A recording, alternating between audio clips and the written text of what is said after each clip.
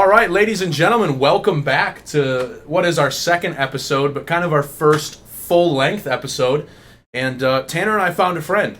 We have a guest this podcast, Mr. Devin Standard of Stillman Valley School District, Community School District. USD 223. Yeah. Stillman Valley High School, though, correct. right? Yes, Devin, before we jump into all this fun stuff that we've got planned for today, give us a bit of an intro to yourself. Like you said, my name's Devin Standard. I teach at Stillman Valley High School. I'm actually from Stillman Valley myself. Same with Clayton. We grew up together a little bit. Played soccer together. Graduated high school. Went to Rockford University. So got a lot of connections here. Super great.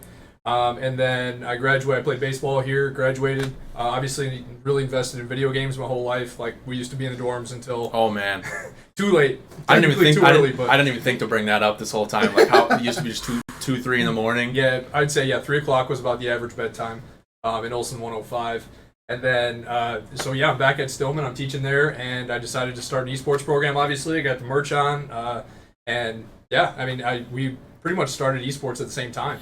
Yeah, time has flown for sure. Like I mean, we're getting old, obviously, right? But I think about when we started having just conversations, because we really did start these programs kind of at the same exact time almost, because we were both like, dude, guess what? You're never going to believe this. Like, guess what we're actually possibly bringing to fruition here, right? And then you're like, yeah, me too. And then we're like, but what do we do here and here and here? And we're just like bouncing all these questions off of each other. And so that was really fun to see.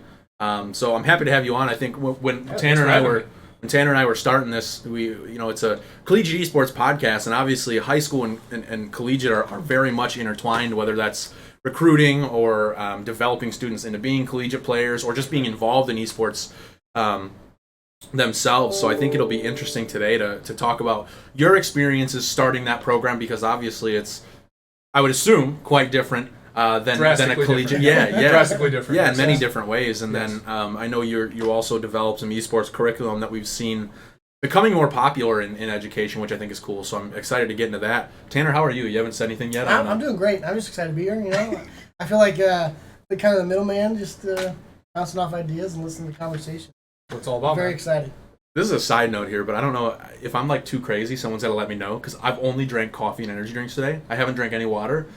And so it might be an interesting episode. I limit myself to one energy drink a week. I already had it on this is going to kick in pretty soon. Yeah, I would ruin that on like Monday morning, and then I'd be just miserable. You gotta watch the figure, the gamer bod. Yeah. So, Devin, I guess get us into a little bit about yourself personally, like what you play. But before we go into your history with gaming and your passions and things like that, I do want to make one thing clear. Regardless of what he says, I did boost Devin himself into Platinum in League of Legends, so he is a Platinum League of Legends player, but he can thank your boy right here. This man is, he'll say he boosted me in Rocket League too, he didn't. I played for you 3 hours yesterday, I boosted you. Okay, so I guess we'll go that route. So personally, obviously I started playing video games when I was young. I think the very first console I ever had was a PS1. We got it for Christmas. And if anyone knows, the first game that I played was Crash Bandicoot, Time Warp. That was the very first game, and so I remember playing that with my brother, my dad, and we all took turns and did all that stuff. So that was really my first introduction to video games itself. Obviously, at that time there was probably like Pac-Man standalone arcade games still at that time, but nothing really like separate console that I had been experienced to. I think N64, I did a little exposure, like going over to friends' houses and stuff like that. So I was playing like Super Smash Brothers there. I thought I would go over and be like, can we play? Can we play Smash? I was the same way. Yeah. And so I remember doing that for like hours, and I felt bad for my buddies because I was always like, can we play Smash? Mm-hmm. And they're like, this is what I do all day, every day. I don't want to do this anymore. Let's go play like something else.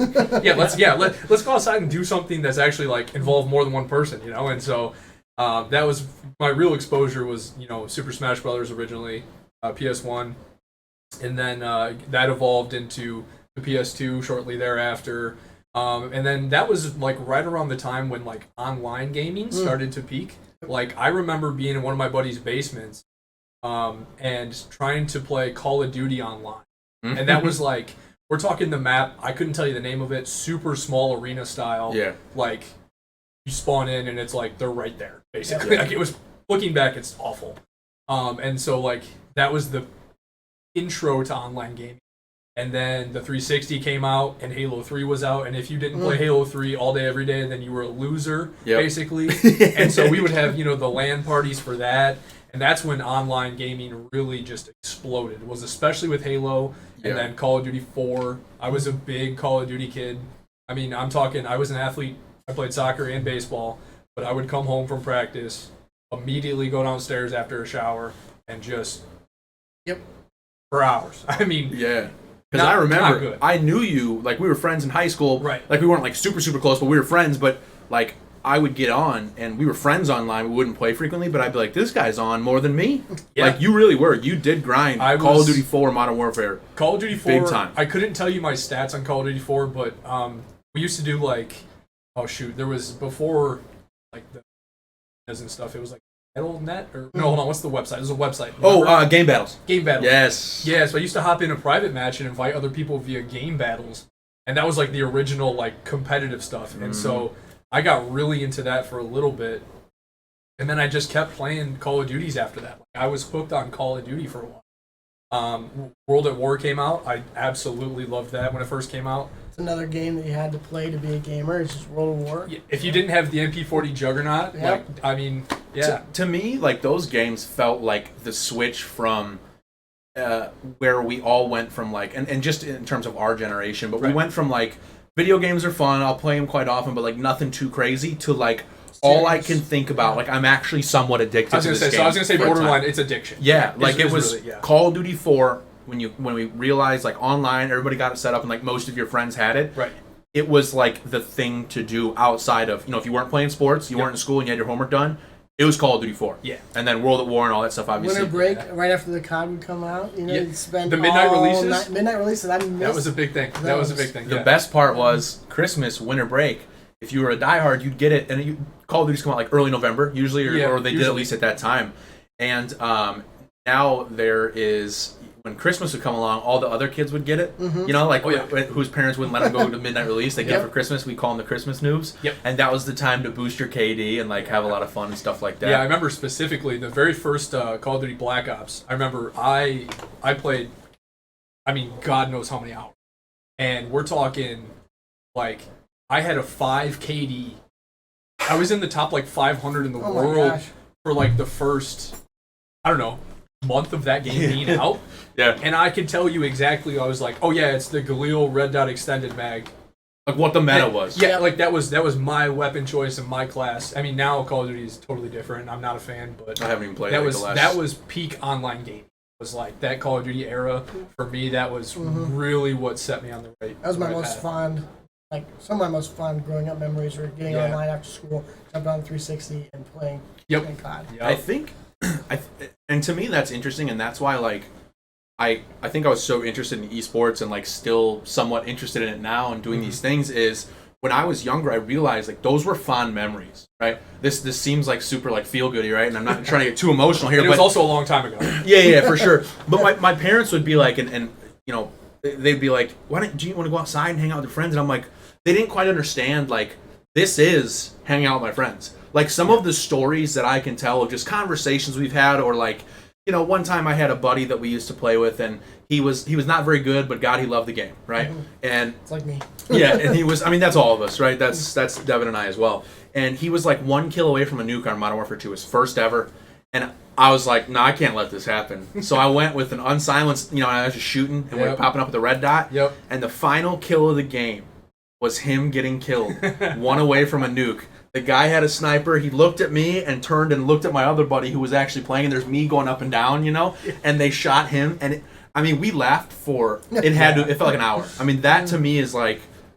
But to be fair, if you're such a troll, in a lot of games that you play, you do have your moments of trolling. So that does not surprise me one. Yeah, I'm a really bad person to play with. Like if you can catch me on my good day where I'm actually competitive and want to win, great. Yeah. But 6 out of the 7 days. I'm a nuisance. Yeah, I think the biggest thing for me, like going back to like parents being like want to go outside, is generational. And I mean, I'm starting to see it now, even with just the younger kids coming up, is that the generation of my parents, like, do you want to go outside and do that stuff? Yeah. Well, the difference is that like because we grew up in the towns that we did, like they were 5-10 miles apart or whatever. like I can't just go outside. I had like 3 kids in my neighborhood, Yeah. you know, and they sucked. And half So of them- like, I didn't want to hang out with them. So I was like, I'm gonna go hang out with my friends virtually, which my parents never had that experience. Obviously, they were always physically around other people, and so that was the biggest generational difference, which now has been completely exacerbated. And it's like, oh, now I'm playing online against people across the world, you know. Crazy. So like from what even I know, it's completely different now. Yeah, it's definitely changed, and that kind of goes into building a lot of things, even with esports. Yep. Talking about our fun experiences. Now with our programs, we're generating these fun experiences for our players. Exactly. And trying to explain that to donors and to older Oh, yeah. alumni. I finally have people buying into the fact that Yeah. it's not just playing video games, Yep. and that it's purposeful gaming. Yep. I think that's a big I like that shift. term. I'm gonna have to start using that. Yeah. Purposeful gaming. Yeah, That's going on a T-shirt. We're Yeah. gonna open up some merch. It's gonna be purposeful gaming. Devin I get Standard. royalties. Yeah, that's fine. That's fine. Your poor neighbors are gonna somehow come across this episode. Your neighbors from when they were kids, and they're gonna be like, "Oh, Oh. Devin thought I sucked my entire life." That's great. That's all Good right. to know. Yeah, but I think it's a really good point though, because we're talking about like this idea of memories and stuff like that, right? Like Devin, you and I played soccer together until you ditched me and to focus on baseball, which I'm still really mad at you about. But it's stuff like that, right? Those are memories where you're like, "Holy cow, I'm never gonna forget these." And that's exactly what students have in here as well. I mean, it's not. Yes, it's competition, it's all that stuff, but it's like these people that they are on teams with, or that they practice with, or that they get to know. Like these are lifelong friends and connections and things like that. And I think when you can start to frame it that way for people who maybe aren't as passionate about gaming itself, right? So maybe I'm an alumni or a potential donor or just somebody involved with the school, and I'm not really into like video games. It's just not my thing, right? Right. It's still like, are you fond of students getting along, being engaged, meeting new people that they might not have been? I mean, esports is perfect for that. Yeah. That was one of the coolest things when we started this here, and I would imagine it's probably similar at the high school level. The students that I got to see be on teams or play together that might not typically, they're not the same major, or they play different sports, or they all just have different friend groups, that were connected and like seeing each other on campus and being like, hey, like I think that that's something really, really special as well. So I like to equate it non-traditional avenue for non-traditional students that maybe aren't too active in traditional sports. Yep. And maybe it just doesn't interest. I wasn't active in traditional sports. I didn't play baseball or soccer or football or anything like that. But what really sparked my interest was getting online and play with my friends, and that was the spot where I felt like I fit in. So. Right. And if I look at the traditional sport standpoint, basically like I'm still really good friends with the guys from the baseball team that I had here, right? Like lifelong friends, like you were saying. Yeah. And I'm sure you can say the same for some of those guys that you played with.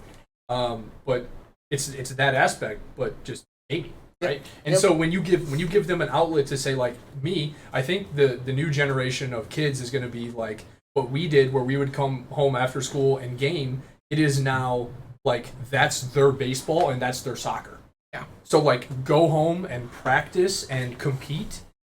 That's literally the same thing. And that's what they've been doing, though, Yeah. right? And I think that's what's also so powerful about this is, depending on their support level or in their parental support or guardian support, whatever, or who they have around their lives, this is like their craft, right? You're like, I got baseball. I'm like, I want to go get some extra dribbling in with soccer. I want to go run, practice.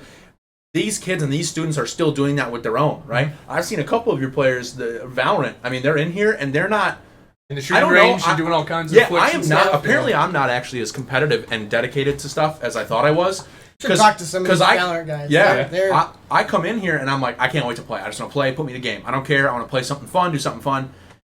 They're in here and they're on aim labs, right? A couple of your students, they have like actual plans and strategies for the map that they go over. They're building playbooks probably right now as we speak in the Discord. Right. Yep. And when you build an environment that says your work pays off here, I think that that's really, really cool, because if it was anything like at least what our generation went through, a lot of people are probably saying that's dumb. That will never amount or get you anywhere, right? Like why wouldn't you, right?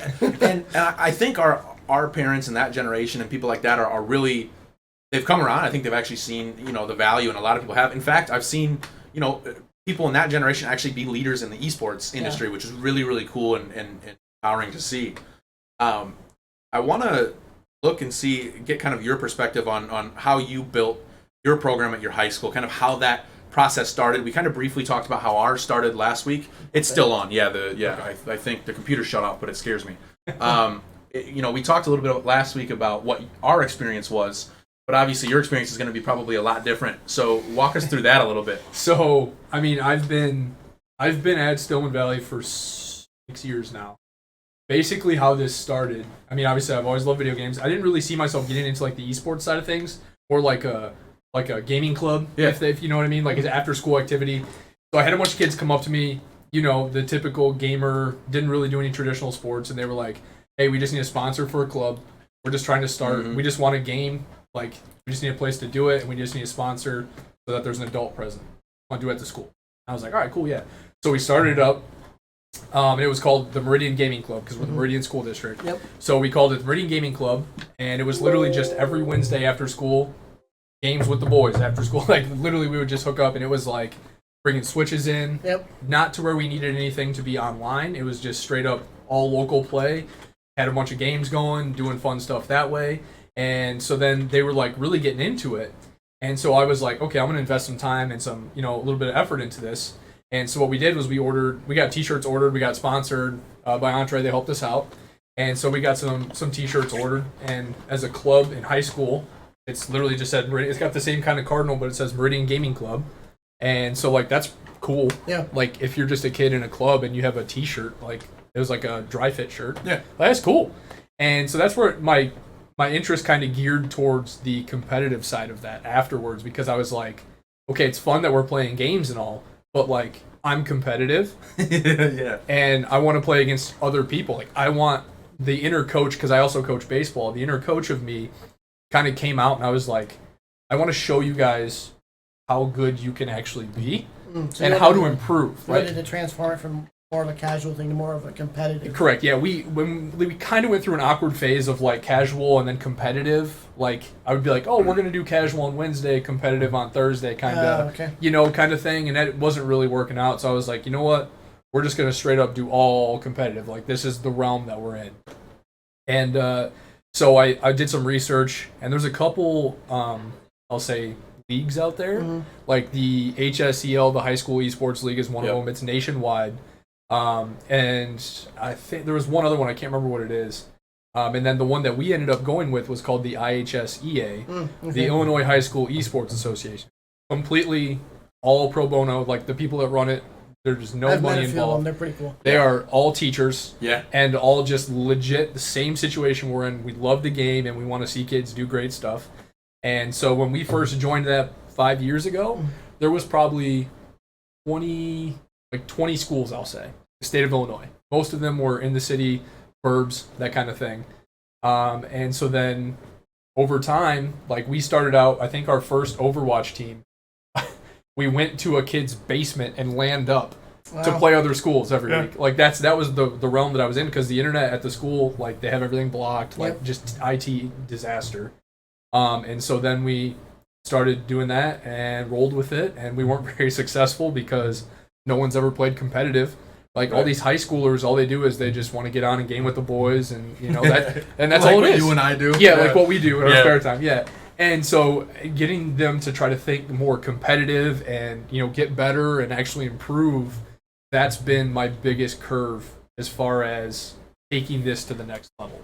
Now, if you fast forward, the IHSEA has like 160 schools in it. It's grown quite a bit. COVID really boosted it, like because everything was shut down, and then they're like, oh, but we can still game online. Yeah. And so there was so many schools that hopped on, and that was really huge for it. So that's kind of like the learning curve, is that we've gone from a gaming club to an actual esports organization.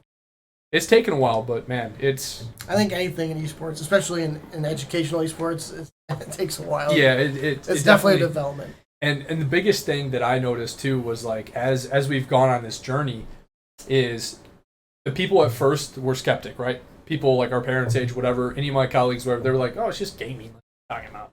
And so then the biggest curve for me for that was buy-in. I had to prove to them that it's not just gaming. Yeah. Right. And so how I've combated that is by having us compete year after year. We have merch, right? We have all this stuff. And they're like, oh my gosh, this is like legit. You guys play other schools. And I go, yeah, it's no different than any other sport. Like that's how this works. I have to do a very similar thing every year here with people and convince them that this program is something more than people showing up and playing for 2 hours. So. Yeah, and that's been definitely a huge hurdle for me. And I don't know how you guys have had it with the college experience, but my other biggest hiccup was the IT department because basically in high school, I mean, you don't want high schoolers just to have unrestricted internet. You can't really do that legally. Because then all of a sudden you get held ransom from cyber hacks or whatever. You know, high schoolers, whatever. Just usual things, nothing big. Yeah. Nothing major. And so the other side of this has been an IT nightmare where I'm like, okay, I'll hook us up. I have computers that have been donated. They'll get the job done. We'll do this, and we'll hook it up. And then COVID happened. And so that just reset everything. IT department was busy from day one with, Chromebooks, all the remote stuff. And so we're focusing finally on the in a good spot educational now. aspect to even keep the school running through COVID, right? Right, so basically. then it's like, hey, I know we were already kind of bought into this, not fully, but will you also do this? Like, it's probably a pretty tough ask, I think. We've been pretty fortunate with our IT program here. I mean, they've been behind us since day one. Right. I'm assuming they're all a bunch of gamers. Well, yeah. Minecraft server every winter break. So you go to them and you're like, hey, hook us up. And they're like, dude, we got you. Yeah, I mean, I'm pretty sure most of them have Twitch on their second monitor during the day. But we have our own hardwired network here. So we're in, and the rules are a little different, obviously, like you said, with college. Yeah. We have pretty unrestricted access. The only thing that's not unrestricted is downloading. If they want to download a game, it has to come in. But otherwise, basically, it's pretty open. I was going to say, right now with our setup, anything, if they want to launch a game, I have to give admin. If they want to download anything, I have to give admin. Yeah. If it goes to a separate source, like let's say it goes to like the Steam store or something, admin. Another one. Yeah, so I wonder if there are programs, like high school programs, that don't do that. Because I feel like what you're talking about, and I don't know any of the specifics, but like the legal component of it, I feel like within high school you would have to do that. But I'm also thinking there's got to be schools that don't, right? Like they just either bypass it for strictly esports, or they're not. I don't know. Which it obviously could become a problem. It'd be interesting to me to know like who does and doesn't. Yeah, I just got to reach out. Like this year, I'm going to reach out to a lot of different coaches at other high schools and just be like, hey, what do you guys do tech wise? Because I just gotta. It gets old after being like, I have 14 rigs, and then all of a sudden they're like, I need the password. Yeah. And I'm just like, you're just running up and down. Yeah, I almost just want to be like, guys, the admin password is this. Oh my god! Yeah. I wish I could. I wish make it so much easier on me. I would have students emailing me when I was doing it here, and they would email me, be like, "Are you around? Can you come?" And I'm like, "No, I'm like 30 minutes away." Yeah. Like, I get pinged in the Discord probably twice a week. Hey Tanner, I need the admin. I'm not there right now. You're gonna have to wait. Yeah. But it's like, you guys just let me know. Like, if you're like, Friday, I got some free time, I'll make sure it's set up for you. I got you. But it's like, I would get in, they'd be like, oh, we're here now. And I'm like, dude, I'm not here. Yeah. I was gonna say, this whole space has been super nice. I mean, when I was in school here, if you would have said, hey guys, you got all these computers come in game, we would not have graduated. Yeah. So it's clear. Yeah. We barely made it with our MacBooks in the dorms on Wi-Fi. Yeah, I was gonna say playing League of Legends on a MacBook. I was actually surprised at how well we all did in class. Like, not to brag, like we actually all got decent grades for staying up till 3 a.m. every night playing League and yelling and all that stuff. I have to enforce some pretty strict some rules on some of these athletes. Because if I don't tell them to go to class, they're not going to class. Right. I'd rather stay and play and grind Valorant which is the same for any. I mean, sports are the same exact way. Like I had teammates in college, and I'm sure you can think of a couple without me naming them. Like they would just not go to class, and they'd be over at ISC or Victory playing indoor or playing all day, kicking a soccer ball around. It's like, I mean, I get it; it's their passion, right? But you're like, all right, we gotta do some type of staying on track here. Like I look at it like, dude, you're paying a lot of money to be here, man. That's the way I look. I don't care if your parents are paying for it or what the deal is. I'm like, that's still a lot of money. And you don't realize that most people, and I didn't either, but when you're like 18 to 22, that doesn't resonate. Yeah. Then you graduate and you start paying real bills, which this is not to get on like that whole topic, but like, oh my God, you look at it and you're like, yeah, I probably should have read that chapter. It would have helped me. Yeah. Or like when you have to pay it all back, you're like, dang, that's a lot of money. Yeah, I probably could have spent an hour less on League every week. You know what I mean? Yeah. It made you guys who you are. Yeah, whatever. I'm happy with who I am. Let's go. You talked about how you went from like casual to competitive, and I think what what interests me, and I have a question for you here in a second, is the possibility of like an esports program being a home for both casual and competitive, right? Like we have competitive teams, but it's also a space for students who maybe they are already playing football. Maybe they're very academically inclined and they don't want to, spend a whole lot of time, but it is a place that they want to play casually. Maybe that's a tournament, like a 2K tournament, or just be around and present.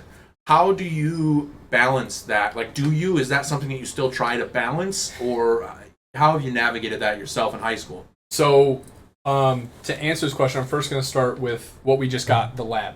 Okay, so this is brand spanking new. I got a technology grant for $45,000. Okay, and I've got 14 MSI rigs. Yes, sir. They got 3070 Ti's in them, which is good enough. That's great for a high school program. Exactly, and they got, I think it's like 32 gigs of RAM. They're i7 12th gen. So like good computers, right? I got 24-inch curved monitors, so MSI really hooked us up there. Shout out MSI, sponsor us. Yeah, huge. And so now we actually have a location, and I don't think it's its final location, but we put it in like this old storage closet. Hey, it's got to start somewhere. Hey, well, even just having a spot, even if it's not ideal, yeah. I think it's so important to have. Hey, this isn't temporary, or it's temporary that we might move to a better space. Yeah. But this isn't something where we're like, hey, set up camp here and we'll maybe take this serious. This is telling them like this is your home. It's temporary but permanent enough. Right. Because I'm not taking everything down at the end of the day, and we're not putting it up to start. It's got a home, and that's important. So we have 14 stations.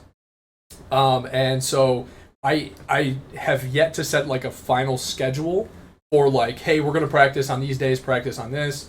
Anybody can swing in. What I've told kids so far is that I said, hey, if the door is propped open after school, the lab's open. Come on in, right? And so with 14, our size of our high school is 500 kids, I want to say. So I don't have like 50 gamers. I have like maybe 20-ish, and they don't play every game, every title of every season.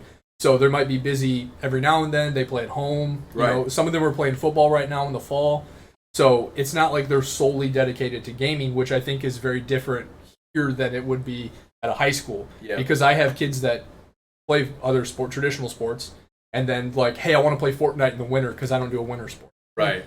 So they're a part-time esport athlete, which is fine. I love it. But. And I think at that age too, like when I think of the age I was in high school, that's still very much like I'm working through what I like. Like I don't know what I like yet, right? Like I started playing soccer to stay in shape for wrestling, and then I got burnt out of doing wrestling since I was 5. I was like, I'm over this, and I stuck with soccer, and now it's been a huge part of my life, right? So that's like, then you get to college, and as you're an adult, you're still obviously learning it, but then you're starting to be like, okay, football can go to the side, I'm gonna focus on esports, or vice versa, right? Esports not my thing as much, I'm gonna focus on football, whatever it is. Yeah, so especially like your freshman, sophomore year of high school, I mean, those are really big transition years. So, I mean, I would have been one of those kids that's like, I play soccer in the fall, I don't do anything in the winter, so I'll play games like competitive. Sure. That's cool. So we are probably gonna have a good balance of casual competitive. Basically, I'm gonna hold practices in there certain days, in which I will probably have kids come in and game casually, waiting for the bus after school or what have you. But I will be, coaching physically to our esports team for whatever title we're actively. So I will probably cater to both at the same time, to be honest. And that's just to make kids aware of like, there's a lab here, you can use it, we want you to use it. Like that's the whole point of this, is for you guys to get involved. Yeah. So that's I'm probably going to cater to both at the same time. Do you make that distinction, like if students are in there, like you have a team of 5 practicing Overwatch or whatever, and someone wants to come in and be like, hey, these guys are on a competition schedule right now and they're practicing, or do you kind of just let the environment be as it is? Yeah, so what I'll probably do is I have it set up where there's basically like 5 kind of nicely tucked away in a corner. Mm-hmm. I'll probably have the 5 that are practicing in that corner, and we'll probably do film. I have a projector I project to the wall because I don't have a TV in there. It's fine. And so I project to the wall, probably do film on the wall there, and then so that means all the other stations can be open for whoever, as long as they're not being obnoxious. That's really the big thing, is that I don't want kids being in there, and when kids have the headsets on, they're not really loud. They might be talking to their teammates or whatever, but they're not like yelling profusely, unless I'll kick them out if they're doing that, obviously. But that's actually a really good question. I was curious on how that would be, because I feel like in a high school setting, you would almost have to be, and this is just me speculating, I don't know, but you would almost have to be more inclusive and welcoming of students. Yeah. Just being able to generally use it, where I think in a collegiate atmosphere, we would have maybe a bit more. I'm a little bit more strict. Right. Because I got kids here on scholarship now, and they're here to play Valorant or Siege. And I can't have people wandering in and out of the lab if they're taking competition super seriously. I actually close the lab for practice. I was going to say, so we actually, the matches that we play are actually at 5 o'clock. So typically there's no one in the school at 5 o'clock. So I don't foresee that being an issue. Like I said, this will be the first year in-house for us.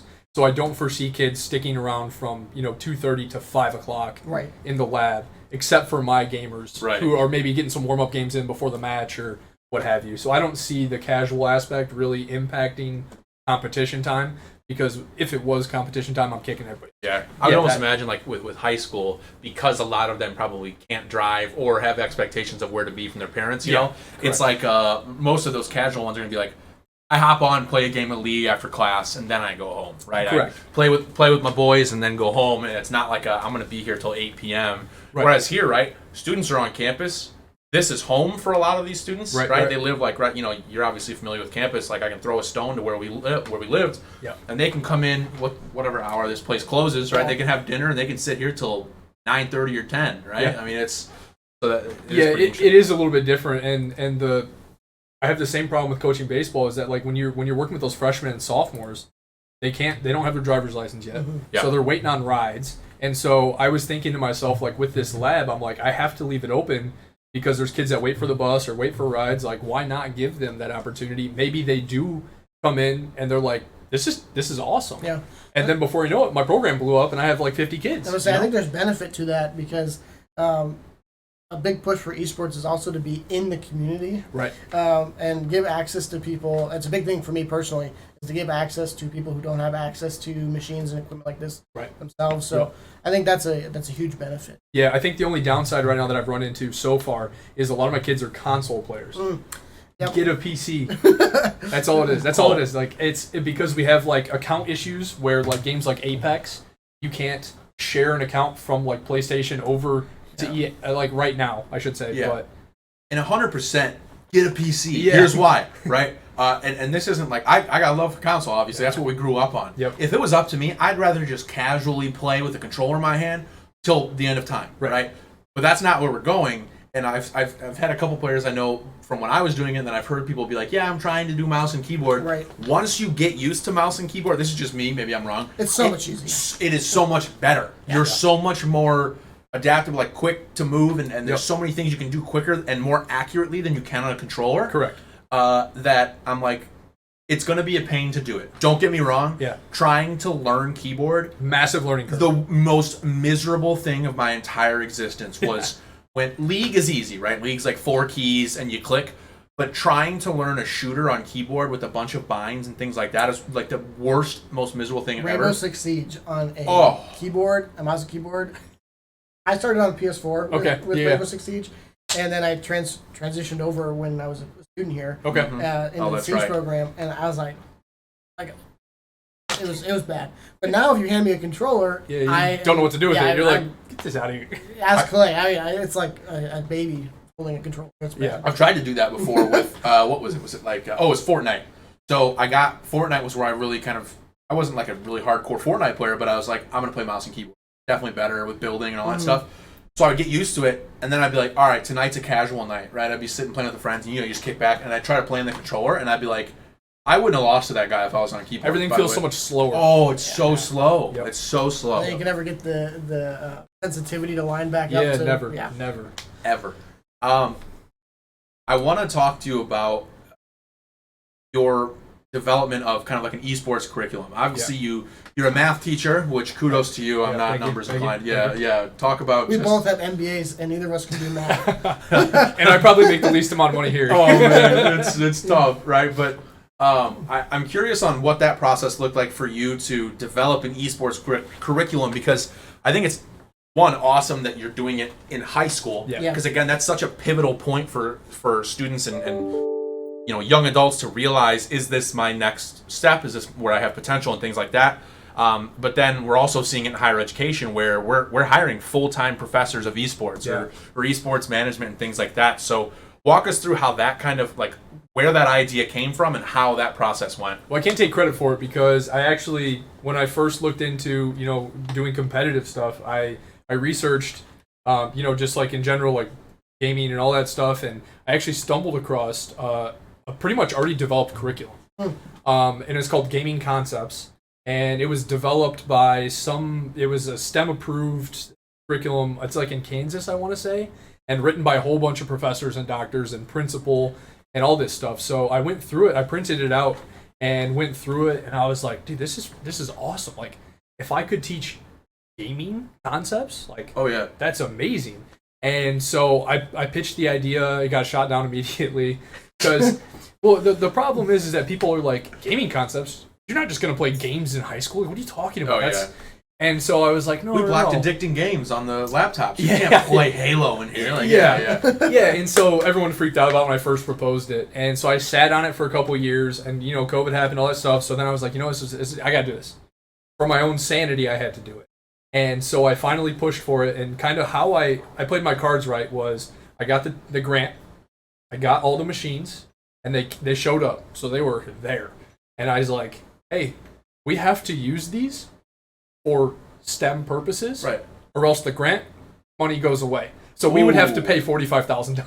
I didn't even think about that. So then I go, remember that course I talked about? Yeah. We can do it. And so I kind of played my cards right, but not to brag. That's actually really smart. So they approved it, and they were like, yeah, this is a really cool idea, obviously. And, how it was kind of broken down was it was broken down. We run block schedules, so 80-minute class periods every other day. And so it was written for like 40-minute class periods. And it was basically designed to just be turnkey, right? You show up, look at the binder, okay, we're doing this today, this, blah, blah, blah, and they'll run you through it. And I took that and kind of molded it into block plan. And so I developed 6 units I broke them down to. So the first unit is setting goals and an introduction.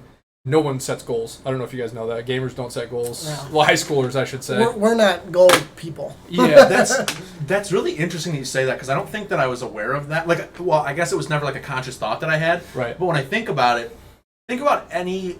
I don't know if you guys do this as well, but I'll watch like a coaching video of like this. People will hate on me for this, but like Nice. I don't know if you know Nice. No. The League of Legends, Macro King, whatever. Oh, okay, yeah. So okay. people give him stuff for how much he charges. Anyways. And he'll be like, "What's your goal?" And they'll be like, "I want to hit diamond."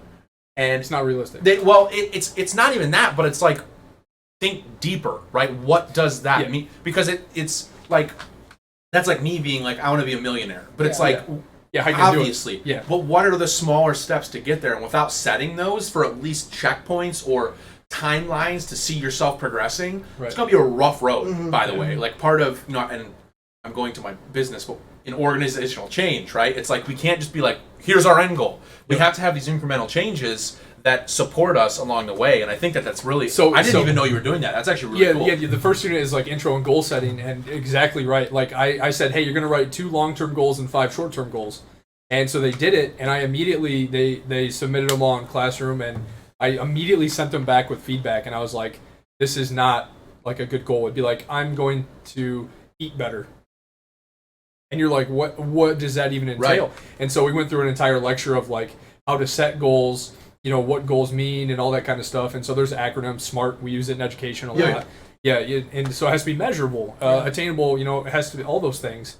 And there has to be a time. Yeah, there has to be a time too. So I said all of these things you have to be way more detailed about, which they've never done. So they were awful at writing goals. And so basically I have them write goals a lot now. Like that's something that they need to develop because it doesn't just pertain to gaming, it's life. Yeah. Right? So it's a skill. It's a life skill. It's a very good skill because a lot of people think of goals as these big items that they have to achieve like maybe months in advance. Right. I think people think goal of for me could be list, just to wake up in the morning. That's well, like the eating, right? Yeah. It's like that's not there's no time, there's no set intended outcome. Mm-hmm. So by that logic of that goal, right? Today, you guys dished me for lunch. I'm still mad at you over that. But I went upstairs to the caf, right? And I had a salad and some pasta, which probably isn't the healthiest thing, but it's way healthier than what I usually eat. So there I can be like, I ate healthier. Checked off my long-term goal, right? It has to be, I whether it's caloric intake or all, you can get into that stuff. But specific. It has to be specific. Yeah, because you if say, it's broad, I'm going to hit my macros X amount of times this week. Like that's the short-term goal. Yes, yeah. And without that, it's pure just like speculation on whether or not you've actually done that or not. Right. And it's too easy to cut yourself some slack and be like, good job, me. Yeah. You're not going to get there with that, right? Yeah, so you can set these, easy goals, I'll say, and just be like, oh, look, I got all these goals done and feel good. But the reality of it is that, like, these kids have never really actually sat down and done goal setting, or, like, even journaling is another part, too, that I tie into that. I make them do gaming logs. So every time you sit down and you play a game, I'm not saying every game, but, like, every session, sit down, write an entry after your game. What happened, what went well, what didn't, like any of those aspects, because they have no reflection aspect of gaming. They are so short-sighted with gaming that they're just going to hop on and play with the boys, and that's it. And so that kind of ties into... I call it the solo queue mindset. Yeah. Yep. And so they've never actually like done goals or any kind of reflecting. So that's the first unit, and it seems like that's awesome. A lot to unpack. I'm nerding out about that. That's actually really cool. Yeah, I'm thinking right now, how do we implement something like that? Right, but this is like where you're doing good work, and I hate complimenting you just based off our friendship and how we roll, but like this is like actual good work here, right? Because you have somebody who says, or multiple people who say, this isn't going to work, right? You get shot down. And it'd be easy for you to go there and be like, yeah, I want to teach students about game development and like the gaming industry and what's possible. Yeah. When you break it down at a more micro level of like, here's goal setting, here's nutrition, here is, it could be even simple things like the physical aspects, right? Maintain your posture, make sure you work out, how that translates to your focus, things like that. Is it actually chapter 3? Love that. And it's like, it's so easy for people to think of it and default to, I mean, even us, people that know about esports, but people who don't, to just default be like, yeah, that's playing video games, right? Or they're sitting with the lights off watching Twitch all day or something. And it's not. But you have to be intentional in that. Yeah, so the only thing I'm not a big fan of is that it's only a semester-long course. So I really only have a limited amount of time with these kids. So basically, just one semester. So yeah, Unit 1, intro and goal setting. That was a lot to unpack just for Unit 1. Unit 2 is different types of games, right? And different strategies. So, like, what is an RPG? Like, what does that mean? What are some examples? Just kind of getting kids familiar with the whole realm of gaming, how many different aspects there are in different kinds of games. And so right now they're doing a strategy presentation where they have to do, like, they pick three strategies to present. And it's like, why would you do this? Show us a clip of it and explain how it's beneficial to the game that you're playing. And so I gave the example, like, in Skyrim, when I used to nerd out on Skyrim, I would do different run-throughs, and there's always a strat. So much fun. Speedrunning is a strat, and it's insane. And so that's a project that they're working on right now. I feel like this class could also be applicable in more than just esports. It is. Oh, yeah. Right. I zoom out a little bit and say, like, skills. Everything. Yeah, I mean, if you have a football player in that class, I have a lot of football players in there, yeah. They could transfer some of that skills to to their own team. And that's another reason for that another class. selling point. So, yeah. Right. And so then that's Unit 2. So then Unit 3, we're going to do physical mental health. So I'm going to incorporate wrist exercises for carpal tunnel. And then Unit 4 is like the hardware and components of computers, which a lot of kids that game don't really know. Yeah. Like some of them do and they're really good at it. But I basically describe kids, I'm like, hey, if you want to build a PC, it's like Legos for adults. Like, that's all it is. It's a perfect way to put it. Yeah. And it's as addicting as Legos were when we were kids. I mean, it's literally like, you keep tabs on the price, what the next big thing is, and like if that'll fit and what. Yeah, and so you're like, oh, I need to upgrade my RAM. Okay, take that off, put that on. It's no different than, like, I don't know, changing the head on a Lego guy. Right. Like, it's no different. It's still just as expensive. Yeah. And so then the 5th unit is the collegiate scene and professional scenes of esports. And then the last chapter is shoutcasting and doing the broadcasting side of things. Showing kids that there's more of an avenue, in this kind of realm for gaming than just gaming. I think when everyone says, like, oh, you want to go into gaming? They don't know behind the scenes. Right? Absolutely. And the production, the broadcasting, the setup, all the audio, everything. I was just telling our admissions, I had an admissions meeting before this, and I was just telling them that I don't just offer scholarships for games. Right. If someone comes to me and says, hey, I want to do your production. Yeah.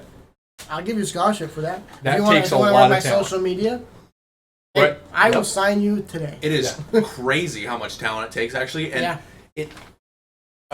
we talked about the NACE convention that we went to this summer. We talked about it last week, but we went to Indianapolis. I think I probably briefly told you about it. Yeah, but you did. we went, we sat in on some sessions just strictly about content creation. Yep. And don't get me wrong, I'm a firm believer that you can put together a really nice production with basic things, as long as your internet connection's stable and you have decent computers, but you don't need crazy fancy things. However, some of these programs, like the intricacies that they had, all the different people that they had working alongside them, the rationale they had for buying certain things and using certain things, like this isn't just something that you show up and it's like for fun. This is like that's serious stuff. ESPN level production Right. for some of these people. And I'm like, you don't play video games, but you're a marketing student, don't care. Come work on content here. Because it's absolutely something that's transferable to what your career is, and it's totally a part of this program. Yeah. Right? Yeah, and I think, like, for me, I've really noticed that because I was like, oh yeah, when we start, this esports program, like, we'll have a Twitch, we'll stream, we'll do Twitter, we'll do all that stuff, and I look around and I'm like, wait, I have to do it. Yeah. And so with no help. And so I was like, oh my God, this is so much work. Yeah. And so, like, the streaming aspect of it, like, I'm not there yet. I'm not even close to being there. Clay and I are working really hard this year on a process to actually make our stream look Efficient. better. Yeah, okay. Look better and be efficient in itself. Yeah. Because, we've lacked previously. Right. But it's just so hard to have, a program where we didn't have a full-time director or anything until then, Yep. or until now, and then to manage students and, Right. and other Yeah, programs and games, it's just too much. And so that's kind of my goal is to get kids to understand that, like, if you like video games, there's so much more to the professional scene or even amateur scene, I would say, than just gaming. Like, you don't have to be good at the game to get into the gaming industry. In fact, it's crazy how many coaches are actually themselves not that good at the game. Right. You can be a good manager. They're good. Yeah. Yes, you're a good manager or team leader, whatever. Or they have game knowledge, but they spend so much time focusing on composition, right? Like in League of Legends, right? Yeah. Hyper analyzing, like if we pick Leona here or we pick Nautilus here, that's not quite as good into this backline comp, things like that. But yet then you put them on a mouse and keyboard and you're like, oh, you're actually bronze. But like strategy wise, right? Yeah. Seriously, like they're I don't remember the guy's name, but I think he was with like Counterlogic or C9 for a long time, and I think he was flat or gold. I mean, it's like, and but he was one of the scene, most wild. One of the most effective coaches in. I don't remember the guy's name. No, I don't know. But it's just so crazy that it's like, listen, we're not saying you got to be immortal in Valorant. Yeah, you don't have to be professional yourself. No. Yeah. But if you're passionate about it, there's a home for you here somewhere. Absolutely. Whether it's production, coaching, team management, I mean, it's super, super cool stuff. Yeah, so I'm super excited. Obviously, a semester is not long enough. Right. Like, I could do the whole year. And one of the coolest things that we do is whenever the class falls on Fridays, which is every other week traditionally, we have what I call, you get a chance to practice responsible gaming. And so basically, it's, for a lack of better terms, game day, right? But what they have to do is they have to come in and they have a goal sheet they have to fill out for that day. So it's like, what is your goal? How are you going to achieve it? I have to initial it, and then you can game. And so and I have to give them points for that. So basically how I'm doing it is, if I hear you being toxic or any kind of, not productive gaming, then I just take points off. And so that's part of the actual course, which is very interesting if you're a high schooler. I think that's actually really interesting, and I like that because think about sports, okay? We all know, and probably been at times, those people that were like the hotheads of the team, or something's going wrong, or you're like, your mindset just gets shattered, right? Whether that's ego or like expectation, whatever. And as an athlete, I feel like most of us aren't taught like the mental side of things, of like how to keep everything together, right? And gaming, it's like, hey, like, typing and doing all this crap doesn't do anything for your team. In the same way that me, you missing a pass and me just like lighting you up about it, or me being upset and it affecting my play moving forward. Yep. So I think that's, again, one of like those micro things that I'm like, this is. Yeah, keep that in mind next time we play Rocket League. Hey, he's a keyboard warrior. I'm a keyboard warrior. I'm pretty good with Rocket League. You guys will meet Alex eventually on this podcast, I'm sure. He's the one you got to worry about. Yeah, but you do stink. I do. You are bad at Rocket League. Yeah. So I'm not good. So here's the thing: it's toxic, but it's justifiable toxicity. I guess. I like to be more coached, but Well, that's what we'll say. I have a question for you. Yeah, of course. As an esports director, somebody who wants to work more closely with colleges. What are you looking for in a relationship with like a college program? Great question. Well, I mean, basically, if I can just streamline with colleges in general, so getting kids to see where this goes, because right now one of my biggest problems I have is that they don't see the buy-in, right? These are kids that have never really played traditional sports, some of them, and so they don't have any buy-in to like be like, oh, I actually have to show up to practice, I have to do this, and they've never had committed to really anything. So I think just having the relationship with colleges in general and showing them that you can go to college to play esports, like that would make them, I think, realize the bigger picture and say, oh, I need to take that more seriously, or focus on one title. That's another problem I have is kids want to be like, oh, in the fall I'll play Valorant, in the winter I'll play Fortnite, in the spring I'll play Apex, and I'm like, what's your rank, like, kind of thing, and they're like, I don't play ranked. And you go, okay, we're going to start there. You're going to pick one game and just go with that game. Yep. I've been playing League for 13 years or 12 years. And we're still horrific. Yeah, we're still, like, it's not, so that's one of my biggest things is I would say, like, with a college, I just want, like, that relationship to show kids, and, like, whether that's coming on campus and letting them game here and hang out with some, college athletes or whatever, I think. Hey, invites open. Hey, we're going to have to do that for sure. Because I think that's probably my biggest downside to my program right now is that kids don't have one title focus, and then we play against teams from the inner city where you have a kid that's been sweating on Fortnite since they didn't have seasons, since he was like 7 years old. And so then he just absolutely takes over the lobby, and then they're like, oh, the kid doesn't touch grass, and you're like, no, this kid only plays Fortnite. He's dedicated. I mean, it's you could be that good too if you only played one game. And I think it's more important in, like, because you could make the argument for like sports too, like, focus on football or focus on wrestling. But I think the distinction there, and why I think it's even more important in sports to focus, is because that game is constantly changing. If you think about football, soccer, wrestling, right? The rules are the rules. The meta doesn't traditional. There's Whereas Fortnite, if you don't play it for 2 seasons and you hop on, you're like, what's going on? Yeah, you're like, what is this? What is this weapon I've never seen before? League, we've got a couple buddies that we used to play with that don't play anymore. If they hopped on League right now, they would be the biggest liability I've ever met in my entire life. They would have no idea. Valorant, Overwatch, every 4 to 6 months there's a new operator. That, there's and then a as whole well new aspect of the game. I mean, I'm speaking from the perspective of like League, but I notice that with a lot of things. Every 2 weeks, 3 weeks, there's a patch where, Kha'Zix is worthless now. It's now Jarvan's the meta, right? Yeah. Like just about right now, Spear Shojin items, right? Like Jarvan is the meta with like Hecarim and things like that. 2 weeks from now, they could be in the bottom of the win rates. I mean, it's just the game shifts, so it's like if I'm alternating my focus, that is going to show in my performance, or at least my understanding of the game. Yeah, and it's a pretty good point because it's evolution as you continue to grow with it. And so, like, the game itself is always changing versus, like, but I'll use baseball as an example. The rules haven't really changed that much. You still go up there and swing a bat at a ball, like, that's pretty basic stuff. But, yeah, that hasn't changed. There's been some tweaks, but, like, the general thing is it's not changing. Yeah. And so, the meta changes every couple weeks when there's a patch, and, things get nerfed, things get buffed. It's like that in every game. So, I think that's the biggest thing is that I would say just having that collegiate interaction and being on campus, because, like, when I host every year, I host a Super Smash Bros. Tournament at the school. And and so what we do is we invite other schools to come. Last year we had 2 other schools come out. Yeah. And October 14th. Okay. And so now I'm like, we got to get this going. There's kids that go, hey, I want to play in it, but they don't really play it. Hey man, come on in. That's fine. Yeah. It's a easiest tournament to run in Super Smash Brothers. Doesn't require anything crazy. No internet. It's all local play. Yeah. And so we've done that. And so this year I have a traveling trophy, so hopefully they'll bring it back.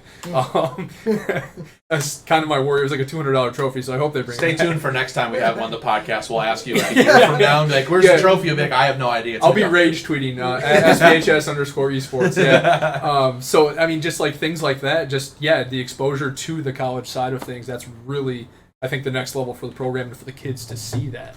That's what I would say. And then what about any other high schools that are in your position? Not around here. Or maybe some that are looking to get into esports. Would you have any advice or anything that might help them? You could probably write a book, but like, what's your key statement? Core, your elevator pitch. Ooh, that's tough. Yeah, because basically we are the pinnacle for like our area. Yeah. Nobody else around here. You'd have to go 70 miles east to go to the city to get anything remotely close. Elevator pitch to people would be like, if you're passionate about it, just go for it, man. Mm-hmm. Like, if you'd be surprised how many people catch on. It's like wildfire. Because like I had passion for it, I didn't give up on it. I don't get paid to do it, right? I'm trying to pitch to get paid to do it now, but I didn't get paid to do it. So I would just say, if you're passionate about it, go for it. It's gonna catch on. This is the future. Mm-hmm. It already kind of is here, but it's gonna keep going. Like, it's not even close. Like, Collegiate Esports is not where it's going to be in 5 years. Oh, no. We all know that. It's a non-negotiable. I mean, 5 years ago, when I was a student, it's changed immensely. Right. So I'd say, my elevator pitch is, hey, man, if you're passionate about it and you want to start something, just do it. I mean, the worst thing that can happen is you fail and it doesn't go where you want it to, and it's okay. Yeah, you just got to keep the ball rolling. And I would say that, like, the best pitch I had was to our superintendent, and I said, do you want to be ahead of the curve and set the bar, or do you want to play the catch-up game? You probably had that conversation here. That is my exact... I'm not even kidding. That's hilarious that you caught on to that, too. Yeah. That was my exact thing when we started it, is I said, listen, we were, one, looking at kind of just the financial aspect of it, and then two, just obviously like how hard it is to run the infrastructure and all the extra work. And I said, listen, this is a non-negotiable. Yeah. You'll have it now, or you'll have it in 10 years. Yep. And you'll be behind the curve. Yep. There's no other way around it. And so, I mean... pairing that with your advice of like, you might as well just shoot for it. Yeah. Right? But this is going to be, and it's slowly getting there, this is going to be the same thing as football, soccer, baseball, or any other recruiting point for your college, and just, or asset in a high school, right? And I think with kind of your advice there too, and we brought this up briefly in the first episode, but look at your network and the people in your school, because you will be surprised.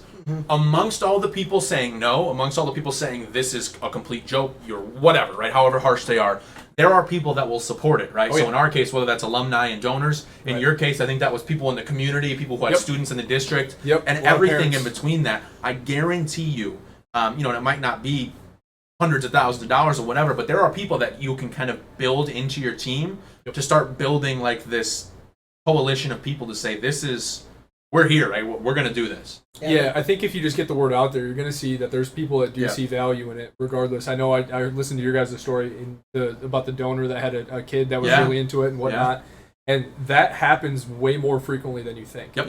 Yeah. Like the local computer store that I was talking about that helps you guys out here, their kids are in our district, and he was like, I'm in, man. Like, whatever you want, I'm in. Our kids are in the district.